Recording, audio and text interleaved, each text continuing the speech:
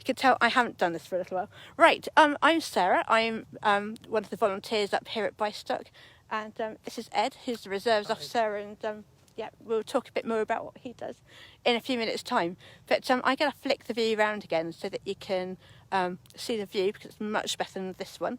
And yeah, I don't know if many people have been to Bystock. Maybe you can see. Maybe you can say on the chat actually where you're watching it from, because the lovely thing about a Facebook Live is you get people watching from all over the place. So while we just wait for a few more people, and then we can get started. As you can see, it's not quite dark enough for bats yet, but you can see why this is such a good place for bats. We've got the most fantastic vegetation. You can see the lovely fireweed over there. You've got knapweed in the foreground. All sorts of things that are fantastic for insects, and obviously therefore the bats that feed on them. Lovely. So we've got people from Teignmouth and Sidmouth, so mostly Devon so far. That's really nice. So I don't know how many people have been to Bystock before, but it's one of the, well, I'm highly biased because I volunteer up here and live nearby, but I think it's one of the best Devon Wildlife Trust reserves. We've got lovely habitat. We've got the meadow that you can see in front of us. We've got the ponds down the bottom, so Bystock Pools at the very bottom of the reserve. We've got lovely woodlands on the right hand side here with broadleaf forest. We've got pine woods on the bottom, and we've got the heathland as well. So 5 sort of habitats in a quite close area, which means we get lots of variety up here. Really interesting seeing where people are watching from. We've had Black Hill, Sutton, Richmond, Serrateans, Bishop. So yeah, a big welcome. And if you haven't been here before, do come down sometime and look in the daytime as well. Okay, so I'm just going to flip this around again. So thank you for joining us on our virtual bat walk tonight. This is part of one of the Heath Week events. Our plan is that we're going to do a sort of bit of a talk about bats and things, and show you some bat detectors and the equipment we've got set up. And then after that, we're going to go for a bit of a walk. It's not really a walk though, because unfortunately the signal up here is quite limited. So as a result, we're not going to go very far. You may see us walking about a little bit though, because the midges around here are pretty awful at the moment. The good thing about that though, of course, is means we've got lots of bat food, so hopefully that will bring the bats in. Right. Yeah, oh lovely. It's nice to know that some people have been here, so thank you. Okay, right. Shall I show you the equipment first then? So I'm just going to walk you over here at the moment and flip the camera around. So I've got a couple of bat detectors down here, so let's just show you. Right, here we go. So I've got my Echometer Touch here, which will show us what the bat calls are as and when we get some. I think Ed has got a lovely Peterson down here as well, so he'll be listening on that one down there. I've also got a Magenta 4 with me as well. So yeah, and Zoe, thank you for the message there, I can see that there. And then if you look past the Land Rover, you'll see there's a table up here. We're just going to have a quick look at the table. So I've obviously watched too many spring watches, because we're trying to do our own mini spring watch here. I hope they haven't trademarked their name, but yeah, so we have got some pre-recorded footage of bats for you. We've got some live footage, hopefully, if the bats would like to fly through it, on this infrared equipment up the top. So you can see, hopefully we'll be using this in a little bit, and hopefully we'll get some nice live bats for you to see as well. The only problem that we have is the signal is a little bit limited, so if by any chance we start to fade out, do send a message, won't you, in the chat, and Zoe can then let us know if there are any problems, because the last thing we want is to lose you. So yeah, right, well you can see the sky is definitely getting a bit more pink, looking a bit more interesting. So we are approaching that time of evenings where bats are just beginning to come out. So lovely to have you there, thank you. Right, okay, Ed, did you fancy saying something about what your role is at all? I don't know, putting you on the spot horribly, sorry. Right, if I just flick it around for you, or would you rather have the other view? Flick it around. Okay. Thank you. Hello, and as Sarah said, welcome to Bystock. I'm the Nature Reserves Officer for Devon Wildlife Trust, and Bystock is one of my sites. We've got about 27 hectares of habitat here, and as Sarah was saying, it is actually quite diverse with the woodland, the heathland, and the mire at the bottom. We manage the site, and we've got grazing ponies here, so they do a lot of great work keeping the vegetation down, and their dung is obviously great for the insects that the bats will be feeding on as well. So a whole load of reasons why the Bystock's so good for bats. We're here for Heath Week, which is a celebration event of the Pebblebed Heaths, and it's run between the Pebblebed Heath Trust, RSPB and ourselves. So there's a whole series of events going on during this week, and you can go to the Facebook page for Heath Week to see what kind of events are happening during the week. And if you haven't been out to see some of the heaths out here, then do make the most of this week and come out and see the wonderful heaths just outside Exmouth. Okay. Thank you. Great, thank you. It's also a triple SI now as well, isn't it? It's been a triple SI for a long time, and it's also... Oh, sorry, I mean a National Nature Reserve. That's the thing I was looking for. Excellent, yeah, sorry, I'd completely got that one wrong. Right, okay, Carla, wow, you're in the Netherlands. What a shame about forgetting your bat detector. Zoe is going to be in the background here under Devon Wildlife Trust label, you can see there, and she's put some useful links on there about the Heath Week events, so do have a look at through. And that's what's going to happen throughout the evening. You'll notice that lots of things we talk about, so he's got some useful links for her, and we'll pop them up to just save you doing all the hard work and searching for yourself. So the midges are quite bad at the moment, so actually I'm quite envious of anyone who's sat at home on their sofa. But I've been up here looking at bats for probably about 12 years or so, and so therefore know quite a lot about where they might be hanging out. So we have got at least 11 species on here. I'm sort of aiming tonight for maybe 3 or 4 species, and the reason that sounds quite low is just because we're literally going to be sticking to a very small area and walking backwards and forwards. If we were able to go down the hill and explore a bit more, then I'm sure we get a lot more species, but we are a bit limited by the signal. We are very lucky actually that this has managed to happen, because I changed my contract a few weeks ago and the signal changed with it. So so this is quite a relief that it's all working so well so far. Okay, so a bit about bats. Well, we're really lucky. In Devon we've got 16 species of bats, and Bystock we've got at least 11 of those species recorded. There are 17 species of bats in the UK that are breeding. So I'm just listening out. You might notice there's going to be the sound of a nightjar fairly soon. Thought I heard one in the distance there. Hopefully we'll be able to let you hear one as well soon. So we know that we've got nocturnes using this meadow here, and I'm going to flip the camera around so you can see where they go. So nocturnes tend to fly really early. They fly in a straight line and commute along the edge of this sort of tree line up and down here. So they go up and down, they bomb along in a straight line, and they make this wonderful chip-chop, chip-chop, chip-chop sound. In fact, I do happen to have a picture here. So if you're interested in bats and you haven't got this FSC sheet there is really, really useful. It's got great pictures on it and lots of really useful information on the back here. And a noctule is just down here. So that's what a noctule looks like. The only problem with the sheet is it makes all the bats look the same size. So the noctule is our biggest bat with a wingspan of sort of 36 to 40 centimetres or so. It flies really high. And if you see it, you don't see it for very long, not unless it's foraging right over your head, in which case it might hang around a bit longer. The other bat we might see quite early on is a Serratean. Now we know that just down the road there is a lovely Serratean maternity roost.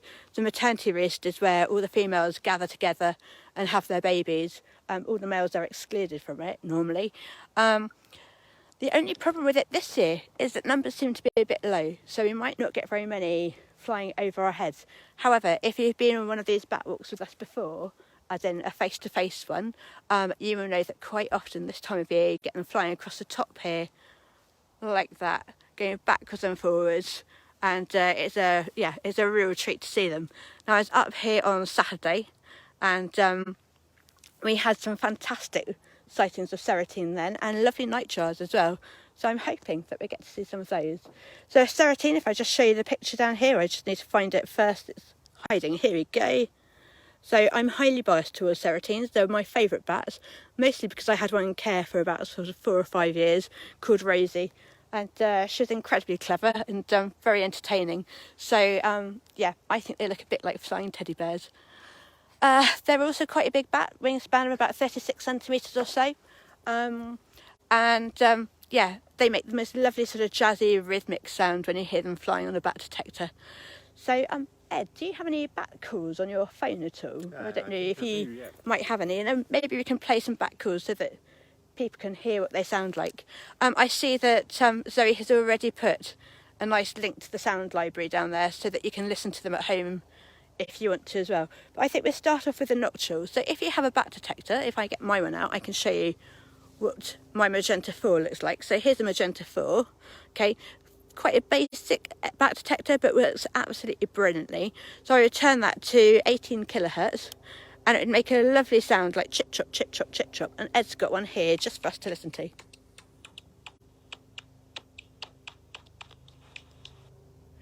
I don't know if you can hear that. Maybe if you could hear it, you can just put a like button on. Can we turn the volume up at all? I don't know. Ah, perfect, thank you. You might notice we've got a helicopter in the background as well.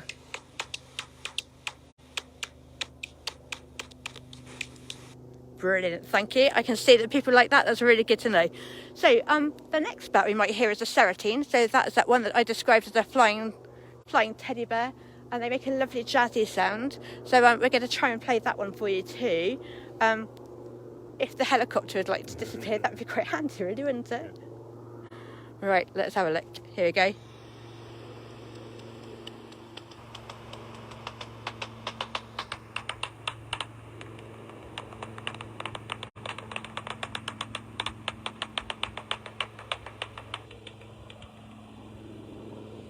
And that Serratine was actually recorded at Bystock a few years ago. Oh, here we go again.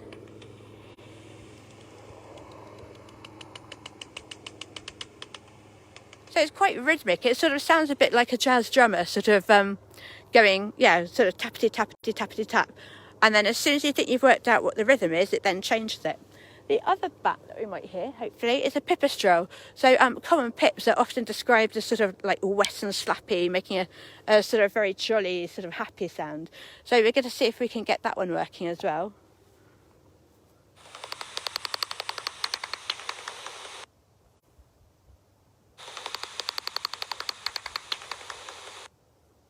So that's what a pipistrelle sounds like. And on a bat detector, you'd listen to that at about sort of 45 or 55 kilohertz.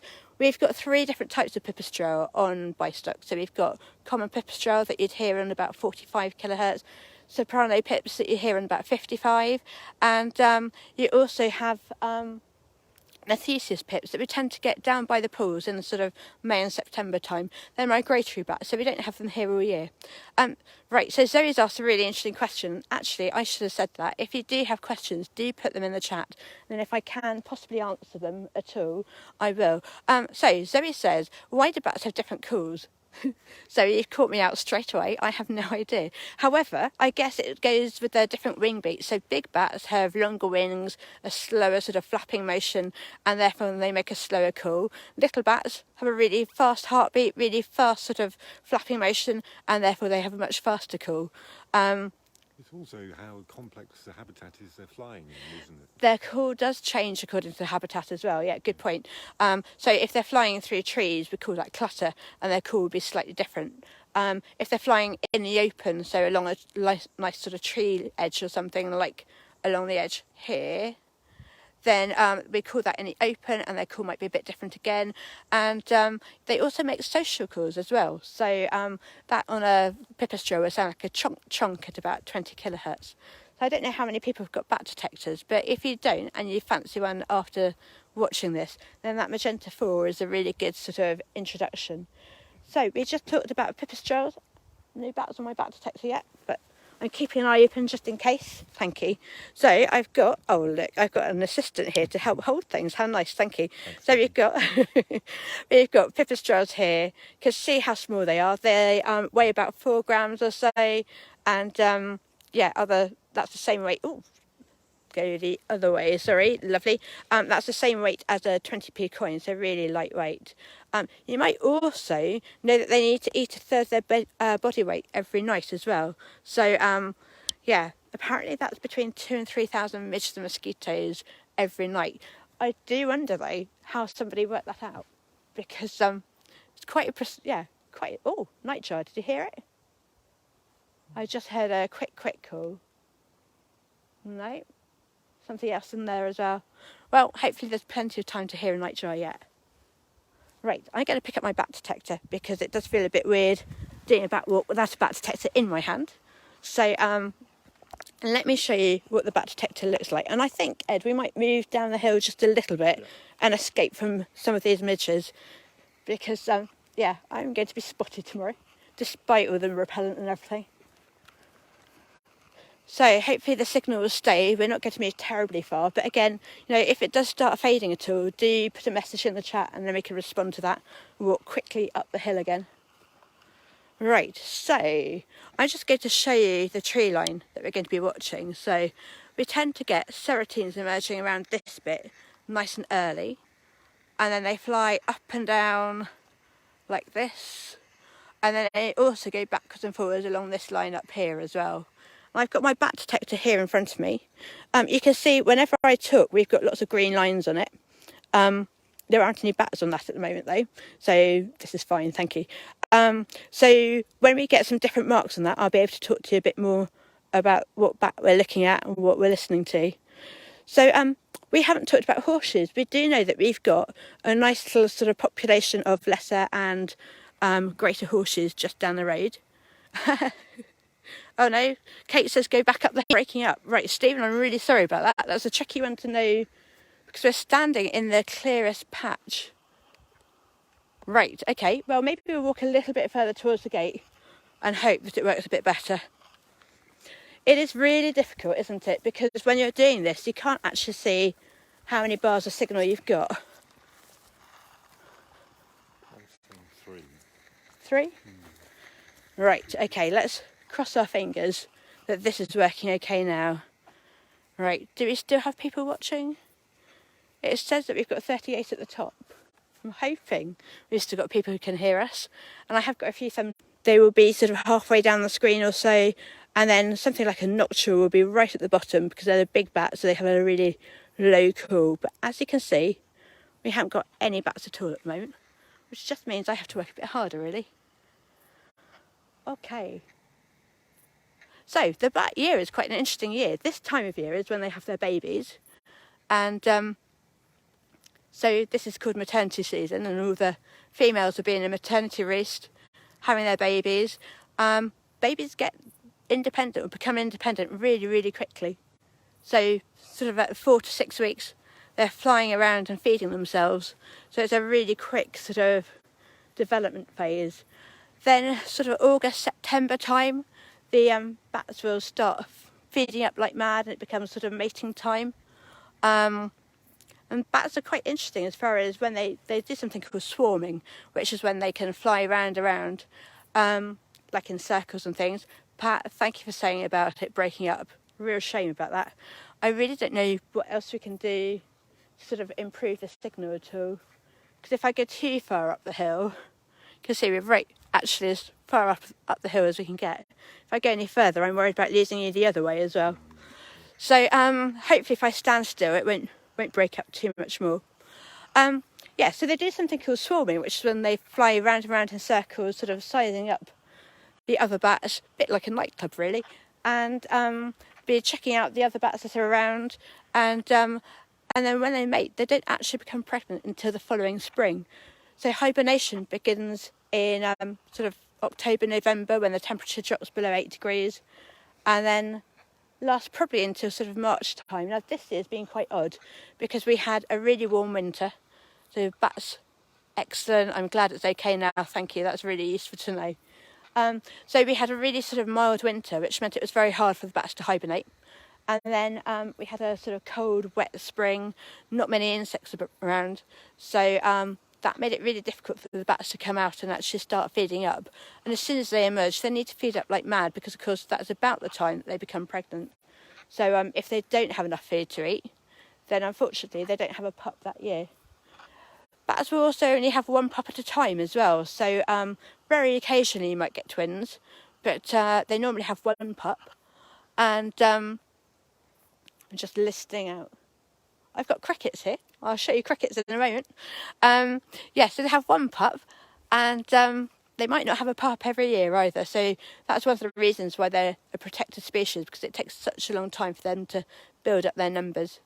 Right, I'm just going to show you a cricket on here. So let's see if we can find a cricket. It has stopped. If you've been on one of my bat walks before, you might know I'm not a lover of crickets. That's just typical. So it's gone very quiet. But if you hear a choop choop sound, that is a cricket. So, well, we know what to do to make them shut up now, don't we? We just have to walk over and introduce people to them.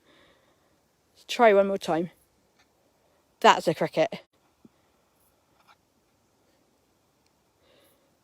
So you can imagine if you're sat on a bat survey listening to that all night, it does get quite repetitive and rather annoying. By the end of it, you really are questioning your sanity. I'm going to flip this around. There we go. Right, I hope the signal is staying a bit stronger. Or toes. Right, interesting. Yeah, I guess that would be quite annoying listening to toes all night as well. Bat detectors pick up all sorts of interesting things actually. Keys and zips, mobile phones, all sorts of different things. But what we're not picking up at the moment is bats, which is a bit of a shame for a virtual bat walk.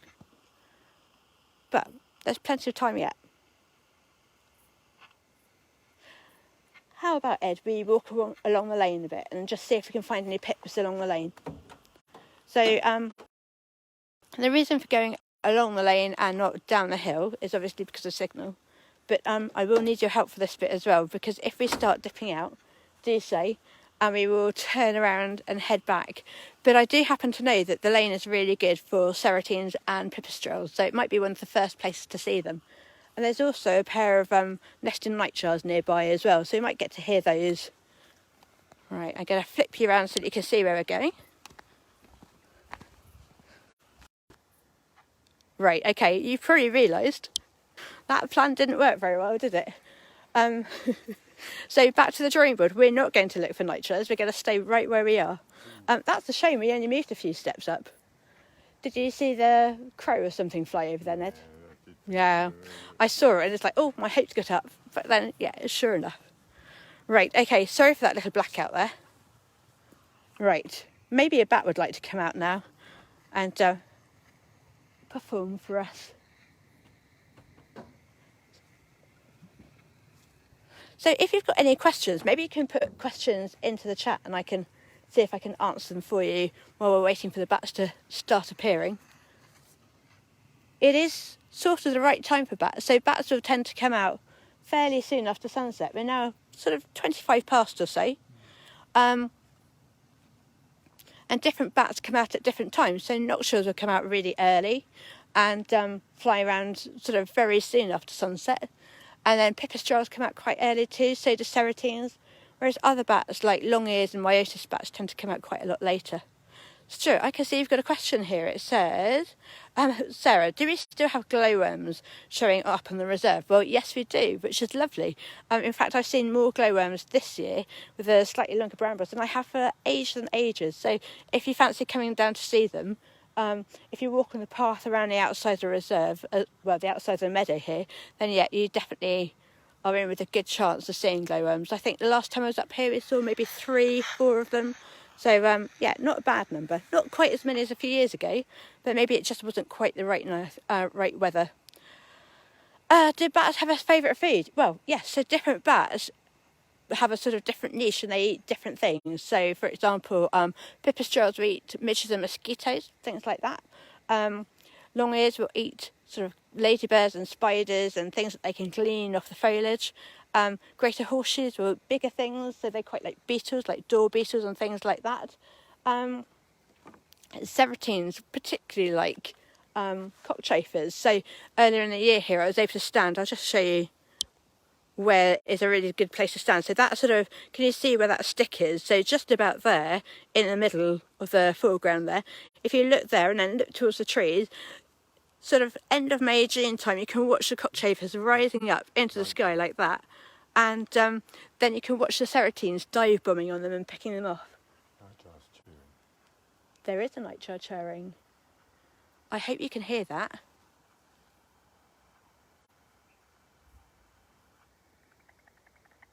And we do have a bat.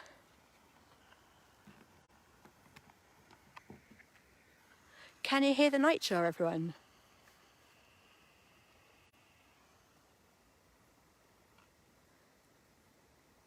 I hope you can hear the nightjar.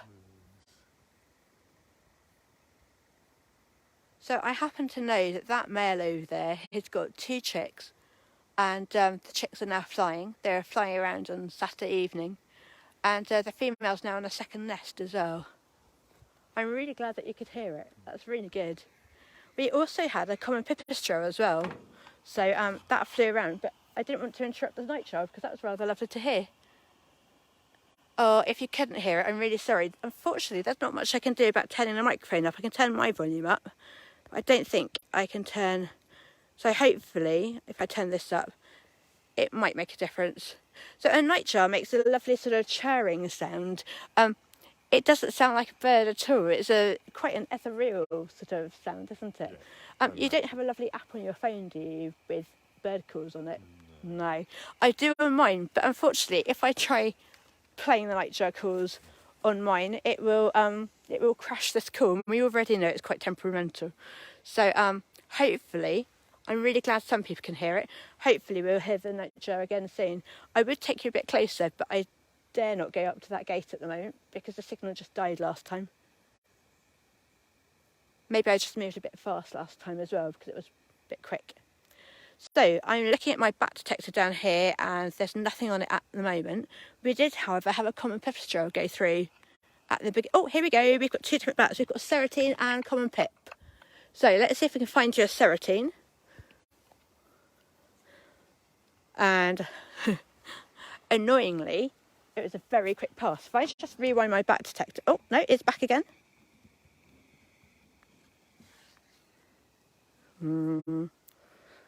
So if you watch the bat detector and if you see like a sort of lazy hockey stick nice and low at the bottom where that white line is at the moment, then that's a Serratine.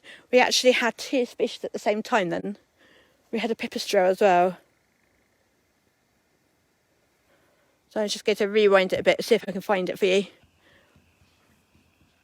This is where the longer I talk for, the further back I have to go. So, see if I can find you.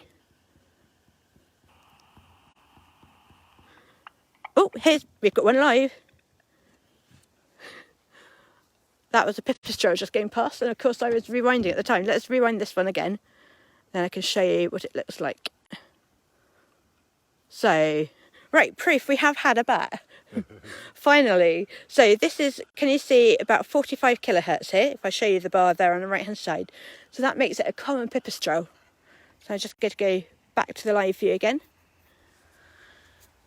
And then if I can, oh, right over our heads.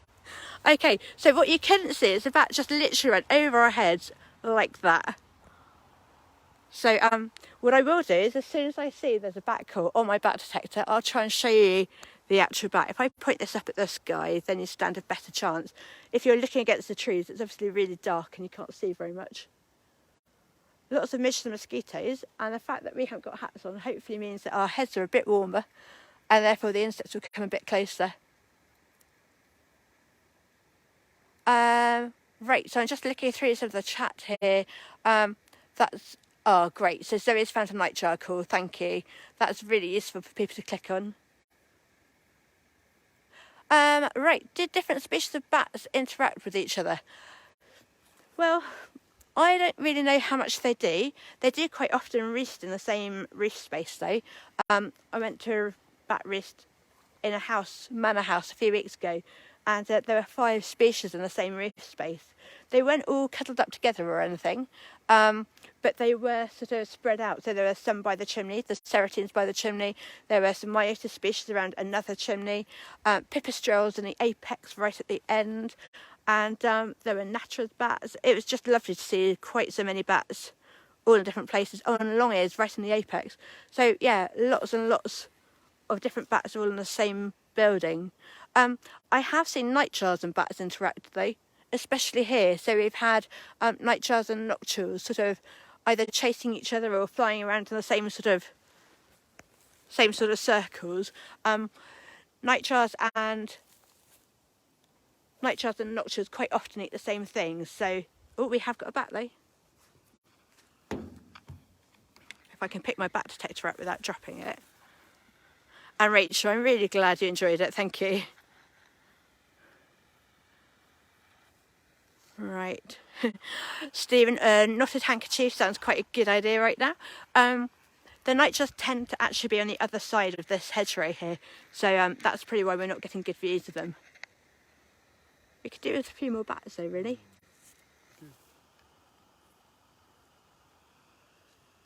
Do you want to take your bat detector, Ed, and see if there are any flying up around the entrance? Sometimes that's a bit better. Thank you. So I'm going to show you the bat detector here at the moment. You can see there isn't very much to see. It is the problem with wildlife, unfortunately, isn't it? That you can come to a lovely place, it will have loads of bats virtually as soon as we hang up. Oh, here we go, common pipistrelle. Oh no, even better, soprano pipistrelle. So soprano is sitting a bit higher, just looking up to see if I can show you. And there's also a serratine around as well. So common pip now. All happening. Oh, and over our heads just here, I don't know if you saw that. It went right through the camera. Can you just maybe put a thumbs up if you actually saw the bat fly across? I hope I got it. So that's 3 species of bats. They're not seeing very much. Oh, and serratine. Oh, over our heads. Right, I'm going to have to try very hard not to make you seasick at home. I'm really sorry. However, that was a lovely view of a serratine bat just going probably about 4 foot above my head. And I get to see if I can rewind my bat detector. We do have a few bats, Ed. And there's the bat again right now. So we've got a common pip and a soprano pipistrelle also. So common pip right now. You can see the sort of hockey stick shape. Hopefully you can hear it. Do you have your bat detector on? Mm-hmm. Thank you. And then I can step nearer to Ed's bat detector and hopefully you'll hear it on here as well because it's not terribly clear on mine. Oh, and a nightjar going yip yip. That means it's flying. The bats, of course, since Ed's turned his bat detector on, have disappeared.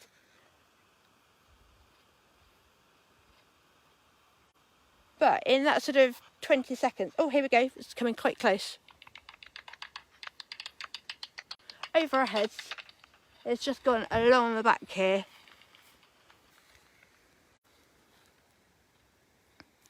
Could you turn your volume up, please? Thank you. So it's coming back.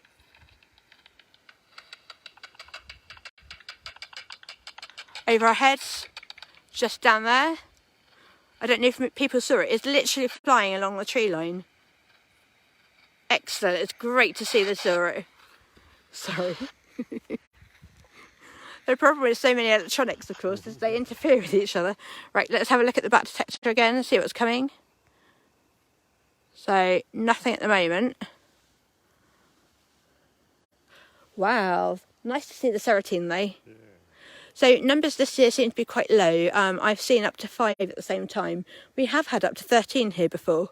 So it might just be they're using a slightly different place to feed. Oh, is it coming back? I'm looking at those lines and seeing, no, they're not really forming up a back call at the moment. I think it's just me talking.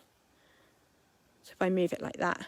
So I think we've got a smaller number of bats and pups this year, but oh, coming back, lovely, right over the top, And a second one.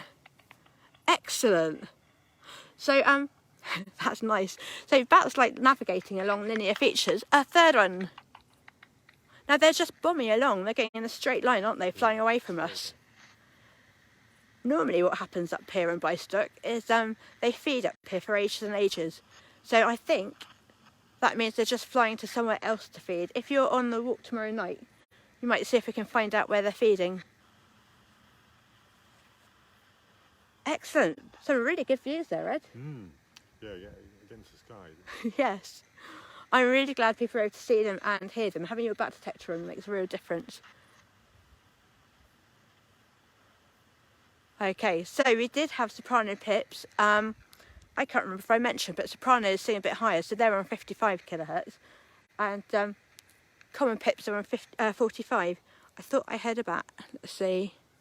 Just move this down so you can see what I can see as well as seeing the sky at the same time. The other thing the bats tend to do quite often here is here we go. We've got common pipistrelle and serratine at the same time. Can you see that sort of hockey stick?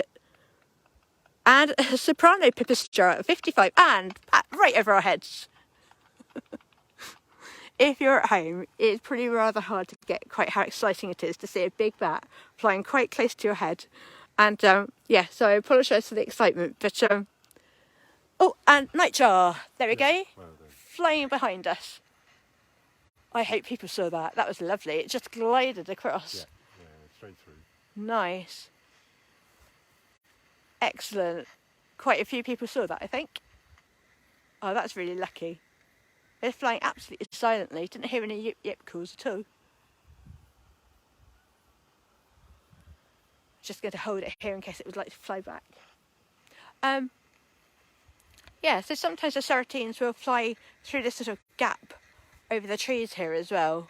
So we might turn the infrared camera on in a bit and see if we can spot anything flying through that.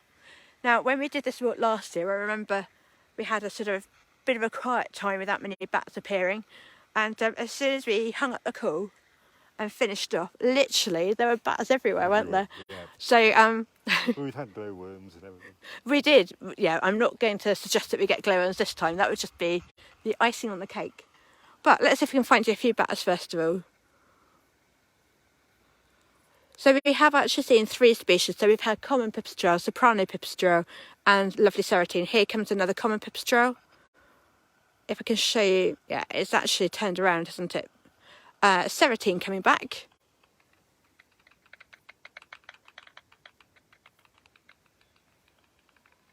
Can't see it. It might have gone behind us. I can, however, feel the midges. So if you're sat at home without midges around your face at the moment, you're doing quite well, really. Another serratine. Oh, and that just dived down behind us here. I hope people managed to see that. And is that a nightjar? I'm hearing things now. I think I've got the buzz of my bat detector in my ear. But here comes another common pipistrelle. Let's see if we can find that for you. So definitely a common pip. It's on 45 kilohertz. But it's not hanging around. It's sort of flying by and disappearing. Right, so I'm going to point you at the bat detector again. And then you'll see how the lines are sort of starting off as quite pale. And they get sort of deeper and deeper yellow. If they're really close, then it becomes red. So this gives a bit of early warning as to when the bat's going to come by. So nothing at the moment. Oh, here it comes. Yeah, that was a very quick pass. Here it comes again. Oh, look at that, it's behind us. I hope you saw the way it just dived down like that. And another one.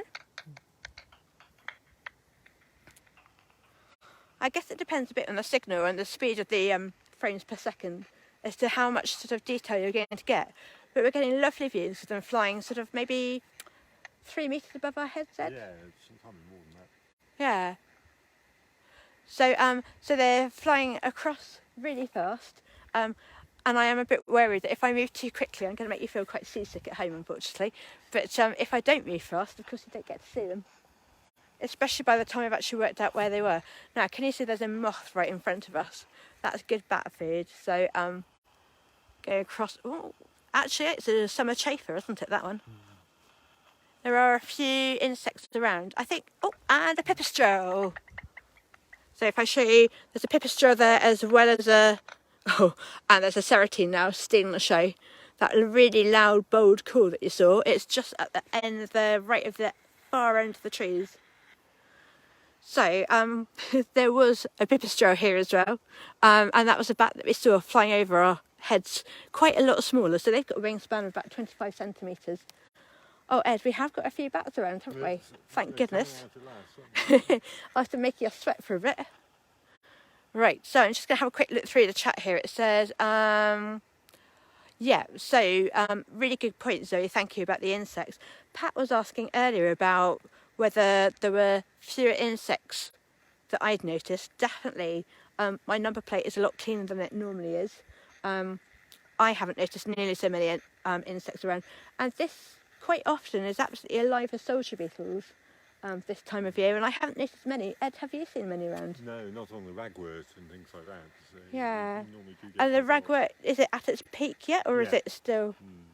So quite often in the past when I've been up here, the ragwort's been absolutely alive with soldier beetles and other things.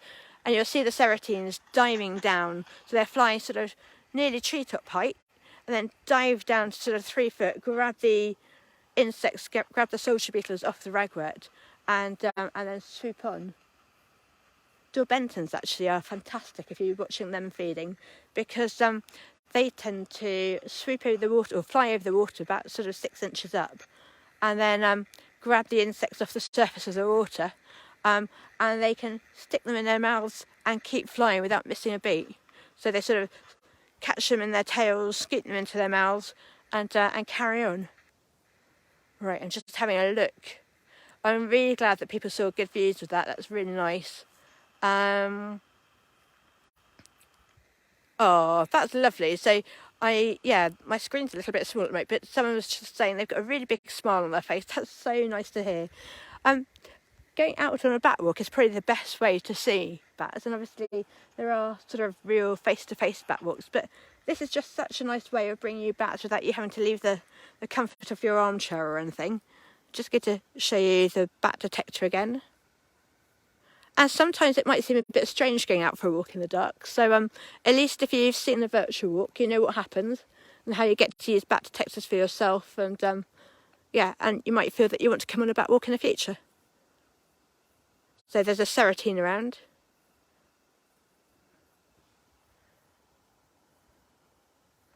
And oh, now that's a bit more interesting. Look at that screen. Can you see those vertical lines there? So we've just had a Myotis species. Now, I can't tell you which Myotis, but Myotis bats, if we've got our chart somewhere actually, Myotis bats always have a white tummy and pointy little ears. So they've got something called a tragus in their ears. If I just rotate this around, then you can see me, hopefully. So this bit of your ear is called, well, that would be a tragus on a bat. And, oh, common pip. It's difficult, isn't it? Now I've got something interesting to say. The bats are out. So turn this around again. So this bit of your ear on a bat would be called the tragus, and if it's a Myotis species, they've got a white tummy and a pointed tragus. We've got a bat. So this is a common pipistrelle. They've got a sort of button-like tragus rather. But if I find you some, so here we go. So these are Myotis species. So they're things like whiskered. Oh, we've got a torch to help here. So things like Daubenton's. Now that wasn't a Daubenton's. Whiskered bats, Natura's bats. We know we've got Natura's on here. We know that we've got what else have we got? I was going to point to the Becksteins. We don't know we've got Becksteins, and we don't know that we've got Brants. But certainly we've got whiskered Daubenton's and Natura's up here. So we also know that we've got long-eared bats as well. If I show you one of the long-eared ones.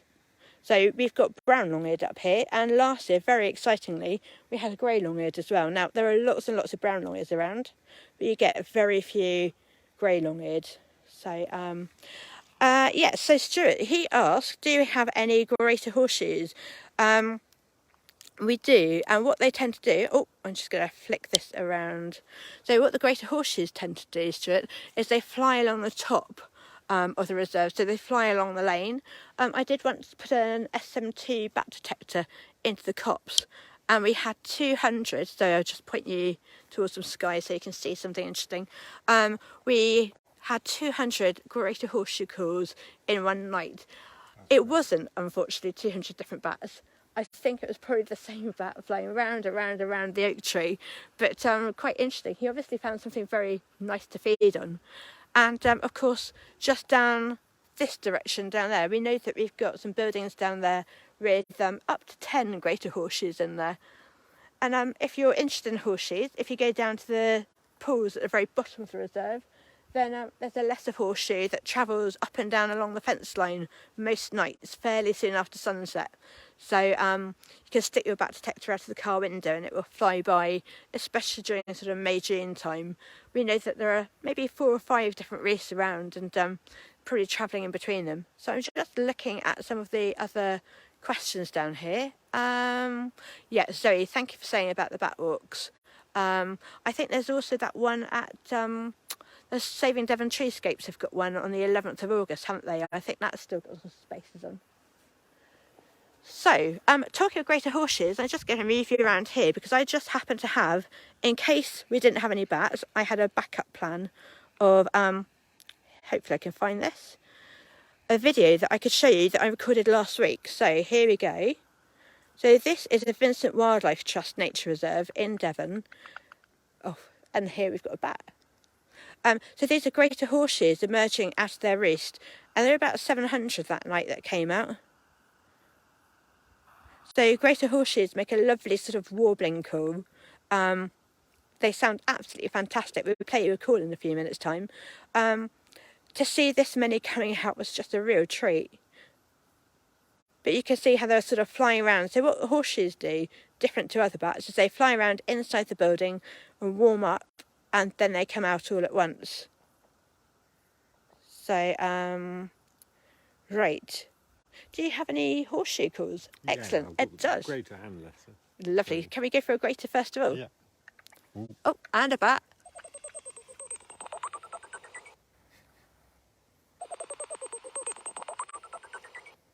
Right. And that call was actually recorded just down the road on the Pebblebed Heath, well, outside one of their buildings. So lovely. Should we go for a lesser while we're playing calls? Yeah. Yes.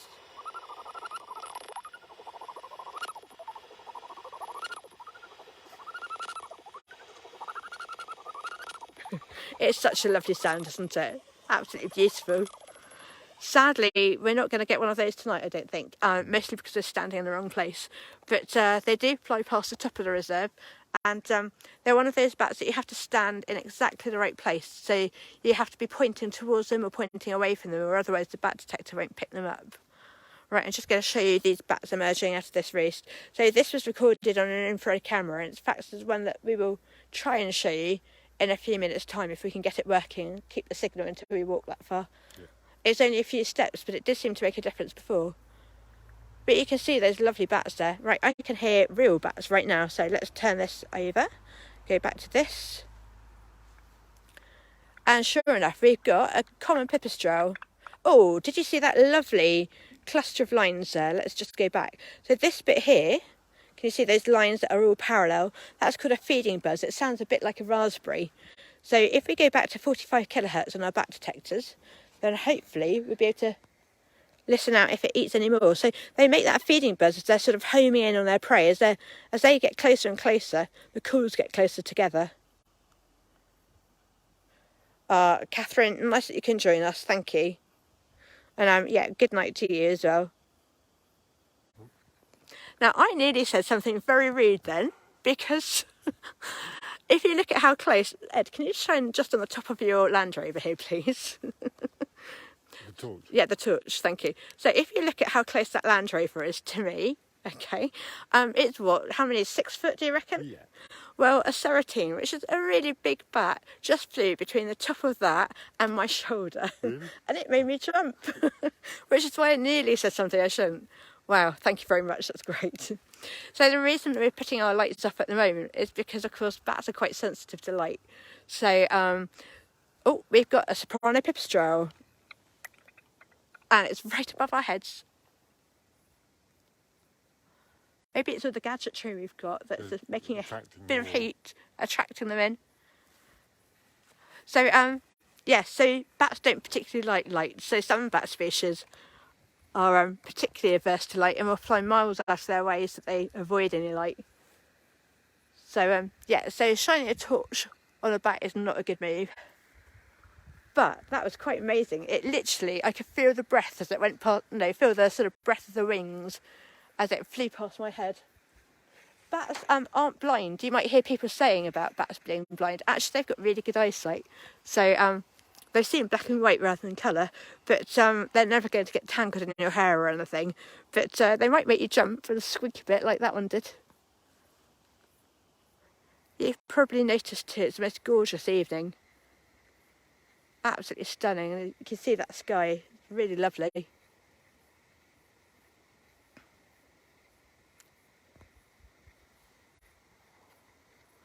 Sue was asking if we've got any bat walks planned for North Devon. Well, I don't know if it really counts as quite North Devon. We've had a couple up at Meath this year. And a moth right in front of the camera there.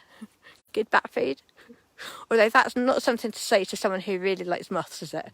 I did say that last week on a bat walk, and it turned out that two of the people there were incredibly keen mothers. So, yeah, they just looked at me and, yeah. I obviously haven't learnt from that though. So we had a couple up at Meath earlier in the year. We had one on for the Torrington Bio Blitz. There might be another one coming up at Meath. I don't know. Zoe, could you look at the Wildlife Trust website and tell us if there are any more bat walks planned for North Devon that you know of, please? I think Joe Pullen might have one planned for something.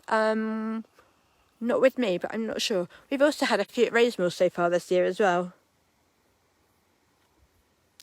Right.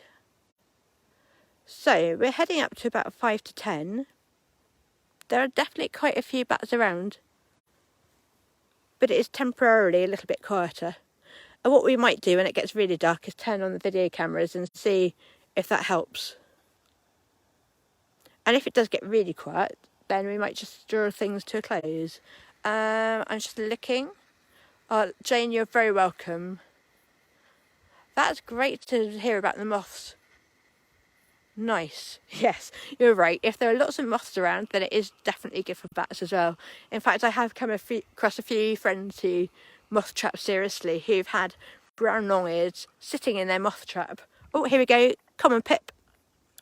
And a nice feeding buzz there as well.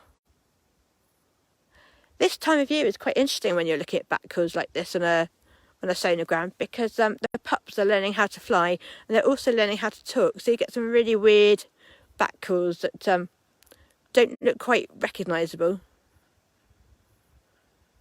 And our myotis species again. I don't know if you can hear that, but it was very dry and brittle sounding. So it sounds a bit like, oh, and a soprano pip.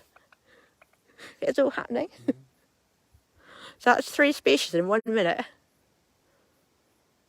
So myotis bats have a really sort of long line, or their call makes a long vertical line.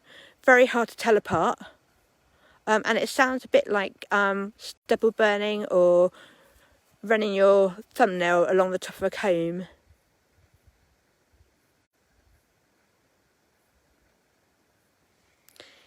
Right, I'm just going to wipe away a midge. I'm being eaten alive here. That's the hard thing about not being able to move, isn't it? Right, that's a show about North Devon. Well, maybe we can... Yeah, hopefully beginning of next year there'll be a few more up there if there aren't any in the meantime. And Sue, thank you for joining us. Look forward to seeing you at the next bat event. Right, so Ash says, can you tell many of the bats apart by eye, or do you need a detector to identify them? There are a couple of species that I'd be... Oh, here we go. Barbastelle. Oh, Ed, I didn't expect barber still. Not down here. Wow. Now that's a really exciting bat to have. I didn't put that on my list of bats that I'd expect to see. They're woodland specialists. We do know that we have quite a few of them on the reserve. And actually, you do get a few of them up in the far corner of what used to be the car park. If I show you a picture of what it looks like. So, oh, I'm sorry. Here we go. Look, we've got a different Myotis species. So that's different to the Myotis that we had before. If I just show you, I don't think you can see my fingers, unfortunately. Ed, are you happy to illuminate my bat detector, please? Thank you. So, so the calls between here are one Myotis species, and the one we just had was a much longer call like that. So that's a different species. So that's two Myotis species. Oh, here it is again. Lovely. I'm not going to hazard a guess as to what that is, but it is going to be either something like whiskered or Benton's, one of those Myotis species. Sorry, I was getting distracted. If we go back to this Barbastelle bat, lovely. So these are quite hardy bats. They've got lovely ears. Their ears join up in the centre of their forehead. They're also quite dark in colour compared to the other bat species that you might see. So they're very hardy. They fly when it's really cold. You quite often get them out in the middle of the winter sometimes. But yeah, rather a lovely bat, and not the one you see very often at all. To get on a bat walk is really quite special. And to get it, when you think about, thank you, when you think that we're just standing still and not moving around, and we've had that many species, that is really quite special. Right, let's just show you. You can see it's getting quite dark now. I'm going to let it get a little bit darker before we put the infrared on. I don't know if we're due to get the ISS go over. Right. Still quite a few insects around. Maybe that's why we're getting quite so many bats around where we are, because we are definitely having quite a few midges and mosquitoes around.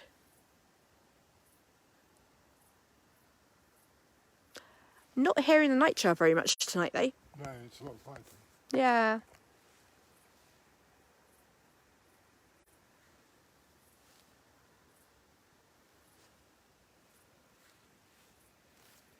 And having had a flurry of activity with quite so many bats, if I show you the bat detector, you can see there's virtually nothing at the moment.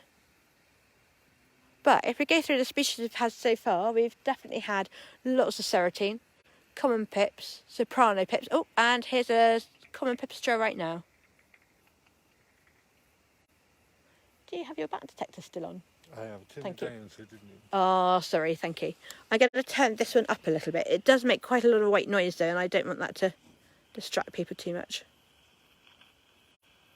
There we go. So I was getting through the list, wasn't I? We've had Serratean, common pip, soprano pip, two different types of, or two different Myotis species, and a Barbastelle. That's actually 6 species. And when you think about the fact we're just standing absolutely still and they're coming to us, that's quite impressive. Zoe says, thanks for suffering the midges. Yes, we both, oh, different bat, long-eared, sorry. Make that 7 species, everybody. If I just scroll back here, we've just had a long-eared bat. You can tell it's a long-eared because it's a 2-part call. Oh, nice. Nice. Okay, 7 species. Right, now it's like a competition about. They're all needing to show their hair as well. Nice. So that's probably a brown long-eared, but yeah. Lovely. Yeah, I was talking about the midges, wasn't I? And yeah, it's very noble of us to put up with the midges for you. But never mind. It's all good fun. And we, of course, get to see the bats really nice and close and to hear them. Whereas, unfortunately, you just get as much as I can put on my phone screen.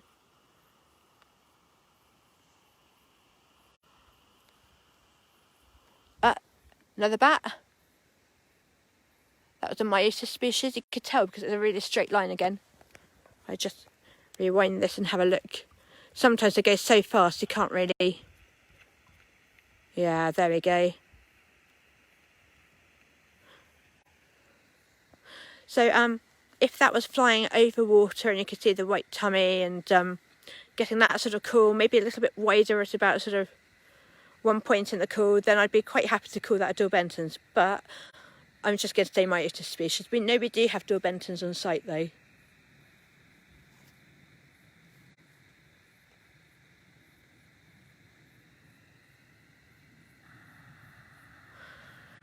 Okay, it's getting quite dark. Ed, what do you reckon? Should we try turning on the cameras and see if we can get the signal? Yeah, thank you. So, Ed has been briefed about how to turn on the lovely infrared camera. Is quite a lot of gadgetry, so hopefully it will work. It's just by the gate. My worry is that if I walk over there, I might lose you. So I think this time I'll walk over nice and slowly, and hope that I can keep you with me. I might need your help again, just by you sending me some thumbs up if it works. I'm just going to walk around here. Oh, and we've got a common pipistrelle, really quite close as well. So if I just rewind that, so you can see that lovely hockey stick shape. She says about hockey stick, and of course now, there we go. So you can see that lovely clear shape just here at about 45 kilohertz. So that tells me it's definitely a common pipistrelle. Right. And those horrible marks you just saw going across the screen were because I was picking up the bat detector off the bonnet, and it made quite a nasty squeaking sound. Now, this is all a bit of an experiment, so I've never actually used the infrared camera up in this part, but I'm hoping that if any bats fly through it, we'll see them.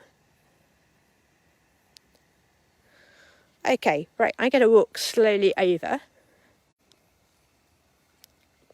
I think maybe last time I just went a little bit too fast and got a bit carried away. Oh, right, so here we go. Common pipistrelle. Unfortunately, if I point my phone up at the top here, you're not going to see very much. And there's a cricket around. You can see the cricket, can't you? Cricket, cricket, cricket. I'm not going to go on, don't worry. And right. So if I just point this way, you can see where the screen is. So I don't have very far to go.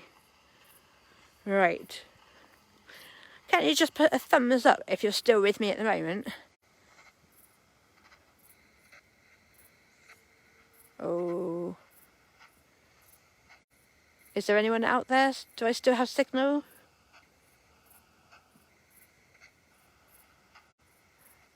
It might be that we need to move the table towards you or something. And then if I don't get a message back, I know that you can't.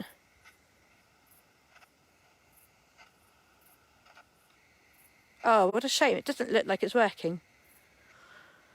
Okay, so, oh, you can. Excellent. Well, that's a relief. Right, I'm going to take a few more steps. It's like sort of chancing things a bit. I'm just going to stop and see if the signal keeps up with me. That's a lovely clear picture there. Right. Thank you, Stuart. That's really useful. I was a bit worried there. So, I'm going to show you my bat detector. And I'm going to show you the screen. Now, I can't rotate my phone around, unfortunately, which would be quite handy. But hopefully we get a bat fly through. If I just move this as close as I can. Oh, did you see the moth fly through? So those white little things flying backwards and forwards at the moment are moths.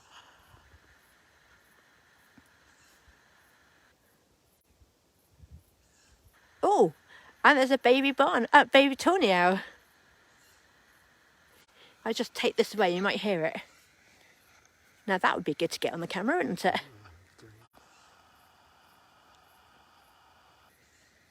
Can you hear it go squeak, squeak? Squeak, squeak.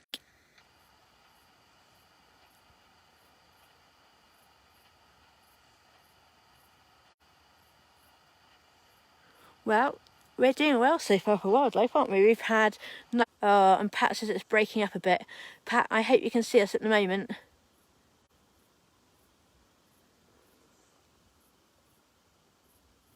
I'm glad you could hear it. That's good news.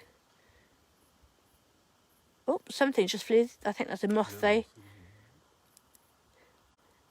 Sometimes whatever's near the camera looks really big and it gets a bit deceptive.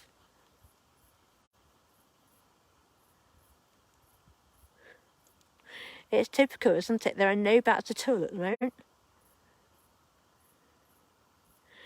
But if I just raise the camera so you can see, that's what I can see with the naked eye, virtually nothing.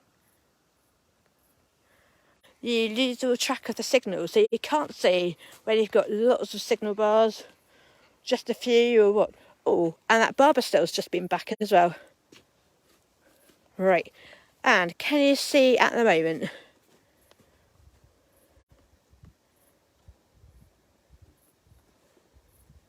Right, hopefully we still have people with us. And I've got another bat around. Thank you, Ed, that's great.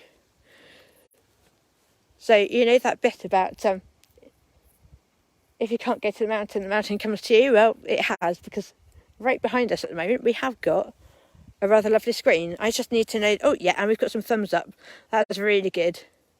So, I don't know quite how you did that, Ed, but you moved the whole table with all the equipment and without losing any of the connections. So let's just move over here. And so, yeah, so now you can see the gateway, the foliage from the trees sort of draping down. And what we need is a nice bat to fly through it.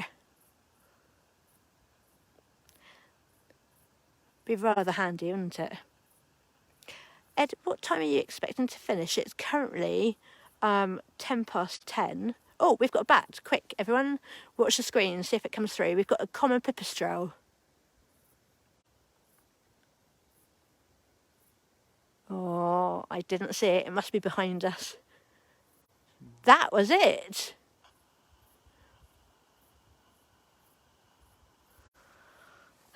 Well, thank you. And you might see there's a bright light moving. It's not a glowworm.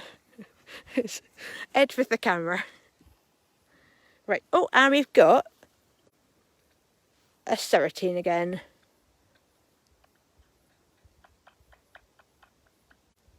Isn't that lovely?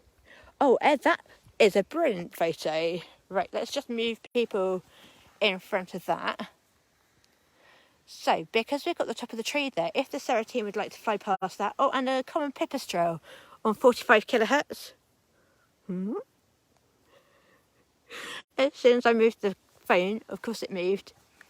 Right, see if I can do this. I can't sit like this for very long, unfortunately, but... Oh, and our barber stell's just back. Right, I'm going to have to move, unfortunately, it's a bit too low for me. Right, there we go. So that's a moth. You can see by the sort of white, fluttery way it flies, it's quite slow. A bat tends to bomb along. Our barber stell's back. And I will show the call. Oh, and our myotis as well. Gosh, it's all happening. Did you see it?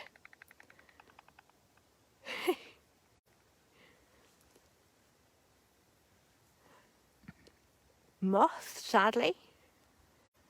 However, if I just rewind the bat detector for a bit, it does make the thing jerk, doesn't it? I'll show you all the things that have happened.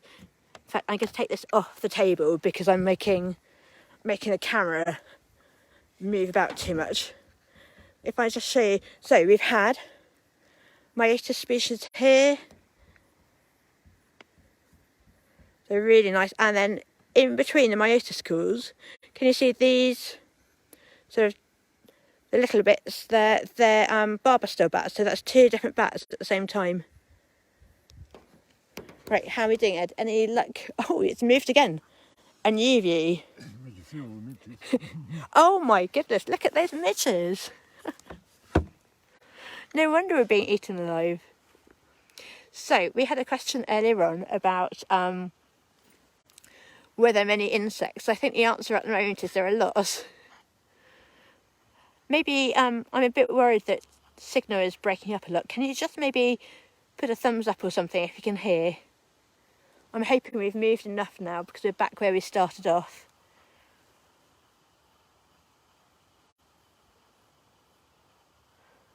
Oh, I'm not sure if we've got anybody.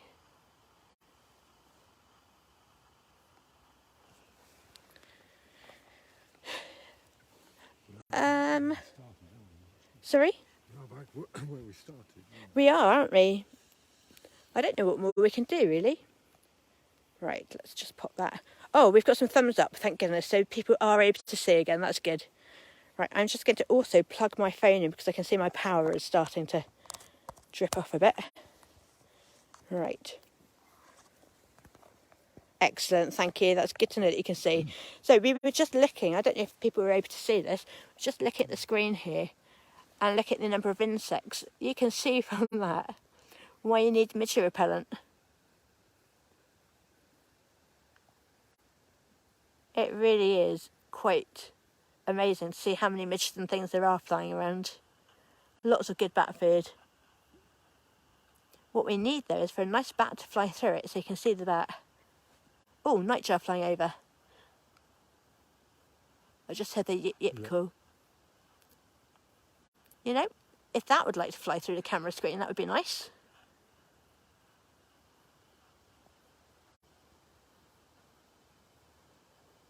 So the setup is a CCTV camera, but an infrared one.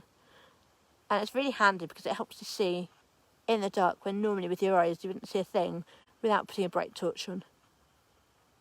And of course that's not good if you're bat watching.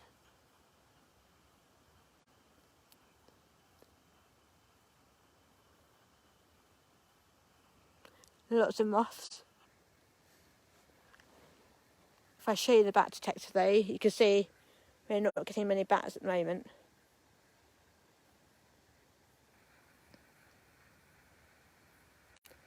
So I'm thinking, because activity is dropping a bit, we might give it, what do you think, another 5-10 minutes, Ed? Yeah. And then that would be a nice cue, wouldn't it, for everything to suddenly emerge and fly through the camera. So Still plenty of food. there is plenty of food. Although sometimes I feel a bit like I'm the food right now.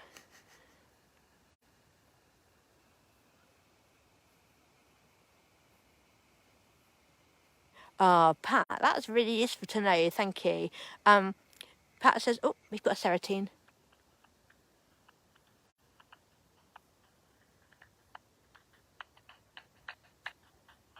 It's really close, but I'm not seeing it on the camera yet.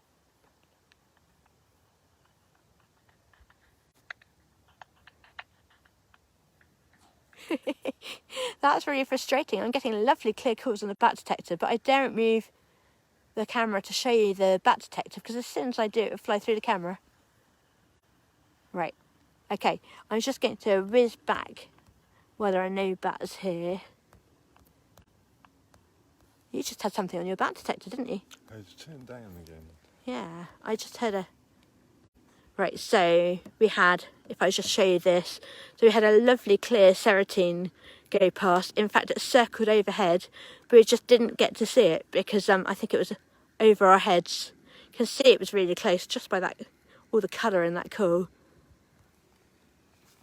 Right, Pat, that's really useful to know that there's a bit of a delay between the thumbs up and me asking the question. That's reassuring because otherwise you panic a bit on this end. Zoe asked, what started my interest in bats? Well, actually, Devon Wildlife Trust is completely to blame for my interest in bats because I went on a bat walk up at Horseshoe and, yeah, got rather smitten with bats and bat detectors, and it combined two things that I absolutely love, which is wildlife and gadgets. So that was all it took. I think after my first bat walk, I bought a bat detector within 3 days, then was going all over. I wonder if it's worth us looking at the tree line a bit more, Ed, if we turn the camera around a bit. So if I just turn this around here, you'll see we just had a lovely myotis call go. And again, they're going to be one of those species that sort of hug the tree line. So you can see that lovely straight line there. That looks good. So if I just move this in, hopefully that's perfect. Thank you. And a leaf. Slightly random.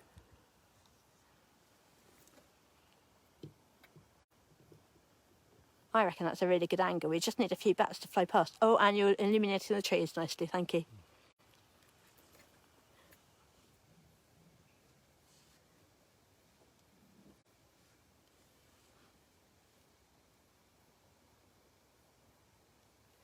We've got a barber style flying by. So if you see a bat now, that's a barber style. Oh, and we just had a chunk social calls of oh, there's a nightjar now as well. Right. So I'm going to rewind my bat detector a bit so I can. We don't know what the function of the calls is. Could be defensive. It could be oh, Serratean. I really want to see one fly through the camera.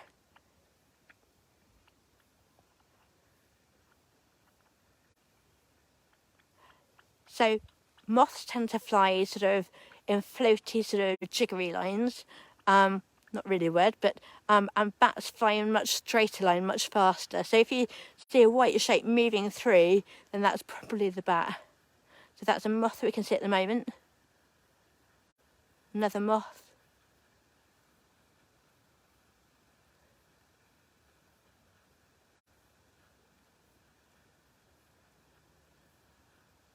And that's a bat right at the top there.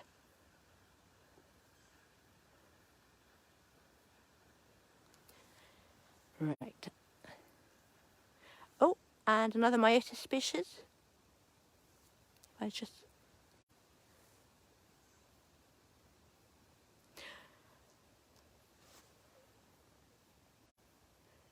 don't know if you can see the stars up there as well. You can actually see 3 little dots just up here. So that shows you can even see the stars on the camera. Might be a little bit hard to make out on a small screen though. That's quite impressive. I've never seen the stars on here before. I guess it's normally pointing to a roost entrance or something so that you can see the bats and not the sky. And we've got Serratean again.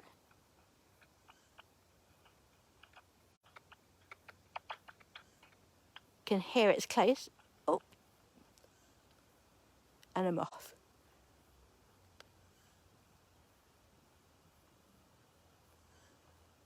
And got long-eared again. And we've got a common pipistrelle as well. I'll just show you this one. 2 common pips. I can tell that because there are 2 calls almost at the same frequency. So bats are incredibly clever in that if there are 2 bats using the same frequency, one of them will adjust, and one will go sort of to 47 and the other will stay on 45, so they don't sort of confuse each other. You can see all those midges and mosquitoes. And yep, you're right, Pat, lots of moths. Be nice if we had lots of bats in front of the camera, really, but oh, you can see now I have that recording, can't you?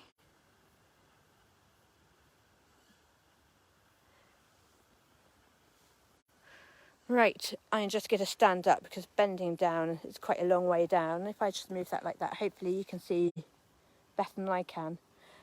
About this time last year, I said, what we really need now, Ed, is a glowworm. I don't think we're going to be lucky this year, do you? Yeah, I think. So, oh, we've got a Serratean though. Let's stick to bats, shall we? So, Serratean bat. Let's see if we can see it on here. And there's a common pipistrelle as well. I can't get over how many midges and mosquitoes are appearing on the camera though. Yeah, I think sadly glowworm might be aiming a bit high, but we were just incredibly lucky last time. Literally, the last 2 minutes of the call, we said we'd just go and look for glowworms, and sure enough, there was one right in front of us. I don't think, sadly, that could ever be repeated.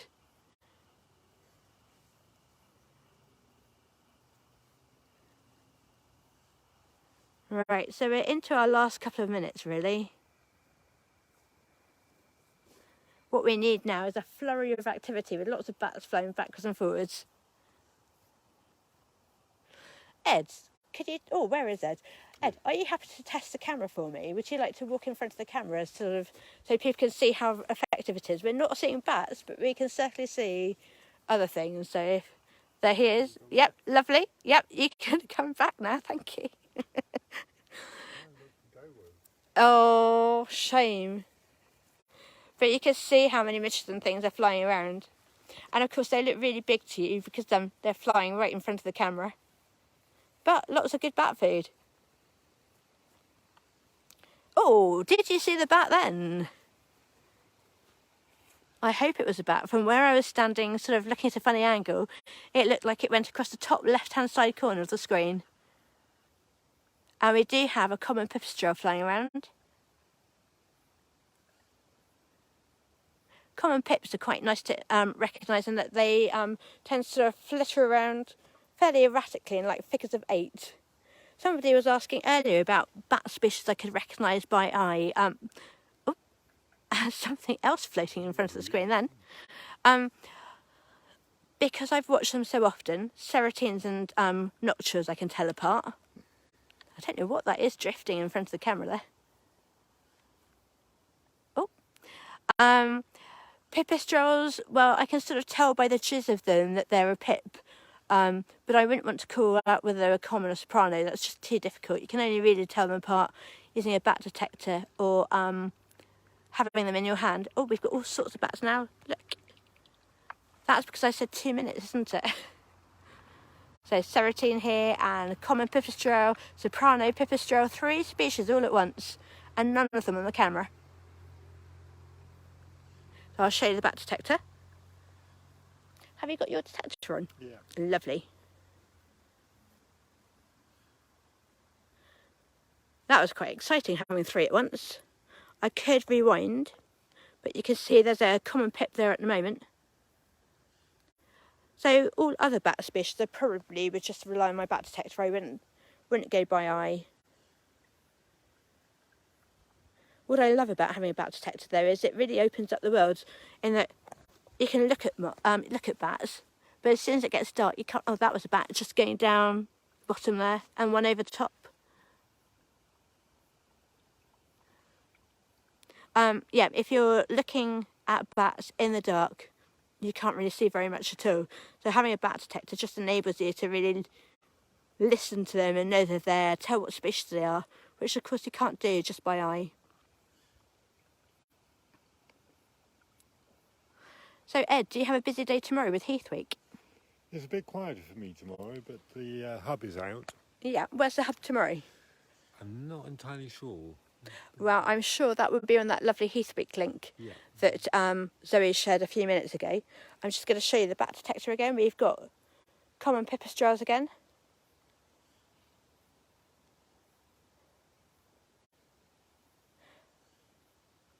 So I've got a bat walk tomorrow night, not very far away from here. Oh, common and soprano pipistrelles. Let's look back at the camera, see if we can see anything on here. I think, unfortunately, there are just so many flying insects around that it's quite hard to tell the difference between what's a bat and what isn't. But we definitely have a common pip at the moment. And I guess at least having a camera, it's a bit more interesting than just looking at a black space, which normally happens at this sort of stage of darkness.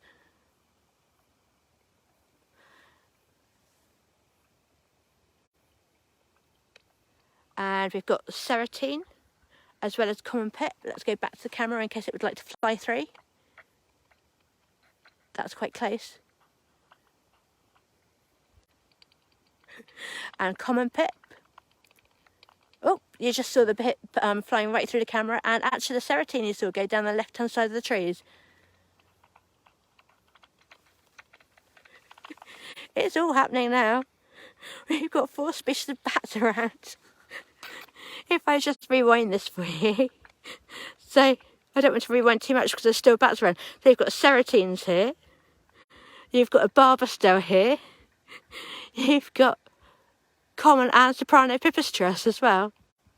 Right, let's go back to the camera. So we currently have Serratines and common pips. Oh, and the Heath Week hub is at Woodbury Castle. Thank you, Zoe. Yep, that was a Serratine just flying along the tree line, just sort of down here like that. Unfortunately, it's very high. Thank you. And Friday. Yeah, I need to pop along there. Right, so we've just had some social calls from the soprano pipistrelles. If you look, the big parallel lines down the bottom, those are the social calls. So that's them talking to each other. They're probably wondering why there's a huge number of insects around us. Yeah, don't want to go near them. Yes.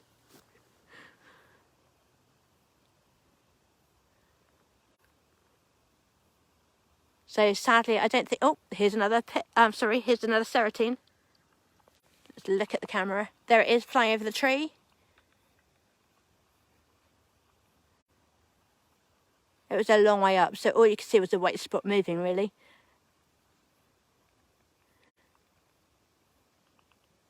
And our Barberstell's back. We've had quite a few Barberstell calls, haven't we? So if I just go back a bit, then people can see the Barberstell call for themselves. So these are another bat that these are another species of bat that make two-part calls. So you've got this line here, followed by the little line, big line, little line. I could put it on auto ID, but unfortunately, I'm not sure that I've either got enough memory or that it's always particularly accurate. It does get quite excited about some things. So if I point it at my camera, for example, point it at my TV, it will tell me I've got a noctu in my living room, which isn't always the case. Okay, well, if we go really quiet, you might hear the tawny owl, the baby tawny owl in the background, just chirping away.